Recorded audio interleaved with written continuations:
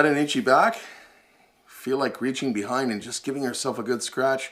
You sure wouldn't want to do it with this. This is not something modern. This is actually something quite old. It's made out of a hardwood with a hand-forged element, and you'll notice here we have a spiked roller. And that is not for scratching anything, at least not willingly bringing yourself some relief. These things would go in and they'd rip the skin as it's being rolled back and forth over you, like picture a paint roller that hurts like hell. Now, the thing that really bugs me about this, if you look at the picture we're displaying right now, across Europe in many medieval dungeons or supposedly authentic torture chambers, a lot of them have replica stretching racks. It's a common myth that started in the 1800s that the beds of these racks, what you laid on when you were being stretched, are fitted with spiked rollers.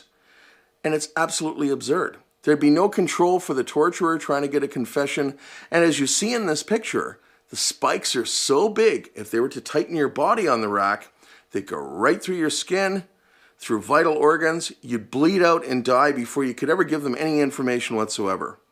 So bear that in mind. If you ever see a torture rack with spikes sticking out of rollers on the bed, you know, number one, the machine's a fake, and number two, they had no such punishment. The punishment they did have was this nasty little bastard right here. Now what's interesting about this is the spikes, if you'll notice, they're sharp as hell, but they're not very long. And that was done on purpose. Your idea with torture was not to punish somebody. That was a painful execution. Your idea with judicial torture was to get a confession of guilt. Be it with witches, be it with a criminal that had robbed a bank, whatever it was back in the day, you wanted a confession.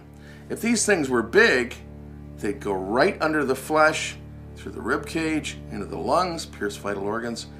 And that brings me to our illustration. This thing would pierce the flesh, rend the flesh, but it's very controllable. I mean, you can go soft, or you can go hard.